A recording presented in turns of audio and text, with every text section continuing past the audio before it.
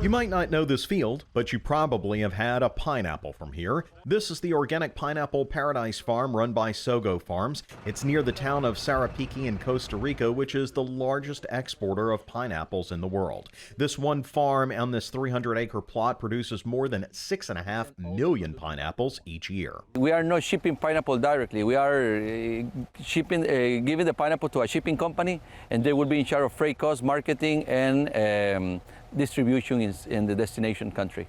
Danny is guiding this LSU Ag leadership class through a tour with emphasis on how they manage to stay organic in this hot, wet, and insect-filled climate.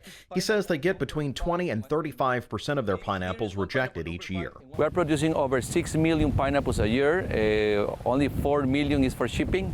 The rest are rejected for local industry, pineapple juice, marmalade factory, local market. Still, the pineapples that do go through make for sweet taking. The class got a taste, and as you can see, it's out of this world. It was pretty good. At the conclusion of the tour, the class was greeted with pina coladas, dried pineapple, and a pineapple spread that was just as sweet. These products are all made from the pineapples that are too damaged for export. That pineapple, quality pineapple is looking. It's not flavor or shell color. All those pineapple with the crown bent over, insects, animals bite, bad formation, those pineapples are rejected. It's the pineapple that we keep for local market and juice companies and other process in the farm. It's necessary take some samples in the field, cut it, and measure the sugar with refractometers to see if the pineapple has more than 13 bricks, the perfect sugar content to consider it ripe. Under 13 bricks is not ripe, it's unripe. And more than 15, the shelf life of the pineapple is very, very short. Because after pick the pineapple never ripen. It starts getting fermenting right away. Now, anyone can go on that same tour of that pineapple farm the Ag Leadership class went to if you're ever in Costa Rica. They also have a peppercorn farm there where you can see the plants and even eat one of those peppercorns right off the tree. I'll warn you, they're much spicier than regular black pepper. We'll link you over to our website at twilatv.org. And guys, of course, I brought a pineapple because I think this is what everybody's been wanting. You want to know what I brought you? This is actually an organic one from Costa Rica. And I'll tell you how they told us to pick them. And I know you kind of already know that. For one, you can see I'm holding this by the stem here. And that's, most people try and pick a leaf out the top to see whether it's ripe or not.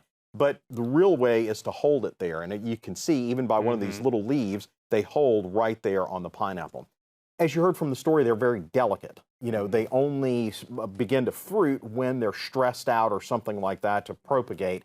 And so they're also very delicate when you handle them. So what happens, number one, as soon as you cut the pineapple, they're not ripening anymore. They're not bananas. They do not ripen. If they turn yellow, it's because they've had chemical alterations or they've already reached that yellowing stage there. You can see this one at the very bottom had already started to turn yellow, but it is not ripening. No pineapple will once they do.